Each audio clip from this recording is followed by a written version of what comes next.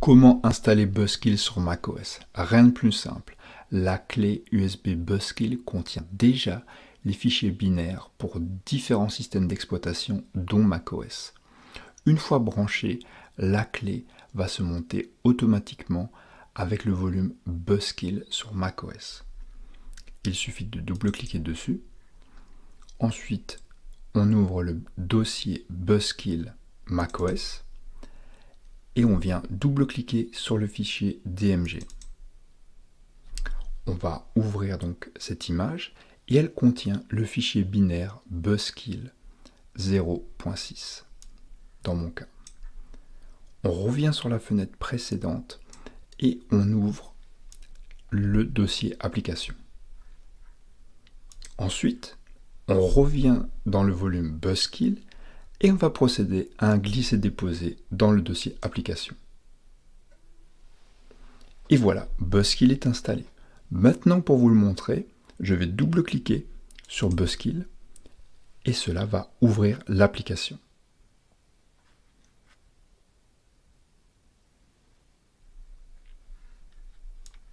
Et voilà, Buzzkill est installé. Vous pouvez mettre à jour l'application Buzzkill directement depuis celle-ci. Pour cela, on clique en haut à gauche sur le menu, on clique sur Update, puis sur Check Updates. On dispose déjà de la dernière version de Buzzkill et donc on est à jour. Aucune version ne sera téléchargée dans cette démonstration. J'ai le volume Buzzkill monté sur le Mac, on voit bien en haut à droite. L'application est lancée pour la première fois. J'ai donc les couleurs bleues affichées et lorsque je vais débrancher la clé, rien ne va se passer. Aucune action ne va être exécutée. Et voilà. Dans le scénario suivant, on va procéder au verrouillage de la session lorsqu'on débranche la clé Buzzkill. Pour cela, on a besoin de l'application Buzzkill d'ouverte. On voit la situation actuelle, Buzzkill est désarmé, les couleurs sont bleues. Je vais cliquer sur le menu, donc les barres horizontales. Une fois le menu ouvert, je vais là où il y a la roue dentée Settings, donc les paramètres.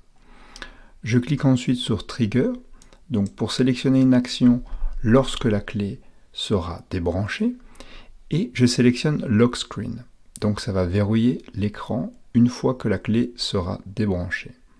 Je reviens en arrière, encore une fois, et maintenant je vais cliquer sur le bouton Arm pour armer Buzzkill. Buzzkill est donc armé, la couleur est rouge. Je vais procéder au débranchement de la clé.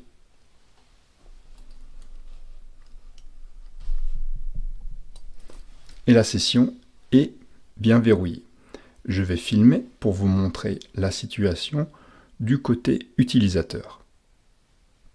Comme on peut le voir, Buzzkill est toujours armé. J'ai la clé qui est bien montée, donc Buzzkill écrit ici. Et j'ai la clé dans mes mains. Je vais procéder au débranchement et la session va se verrouiller automatiquement.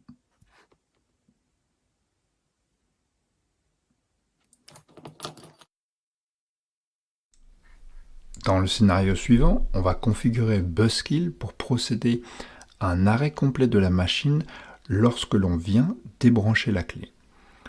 Pour cela, on clique sur le menu en haut à gauche avec les trois barres horizontales, puis sur la roue crantée Settings,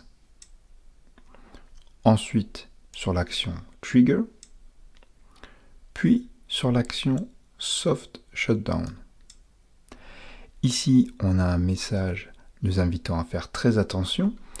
En activant cette option, on pourrait être confronté à une perte de données lorsque l'on ne vient pas sauvegarder un document par exemple. Un utilisateur averti en vaut deux, on continue en cliquant sur continue. Maintenant, on revient en arrière.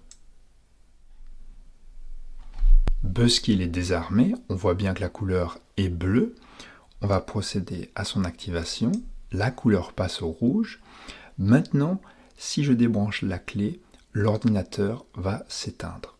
Je vous recommande de faire très attention, surtout si vous travaillez avec des documents nécessitant une sauvegarde, puisque vous pourriez être confronté à une perte de données.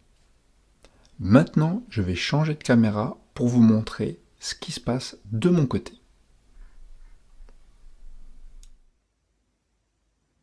Buzzkill est activé. On voit bien avec sa couleur rouge. On a l'option pour arrêter la machine lorsque le volume Buzzkill monté ici est débranché. Donc c'est la clé que je tiens et que je vais débrancher maintenant.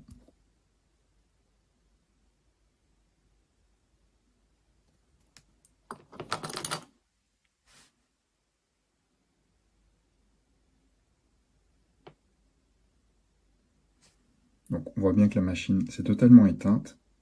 Et j'appuie sur le bouton démarrer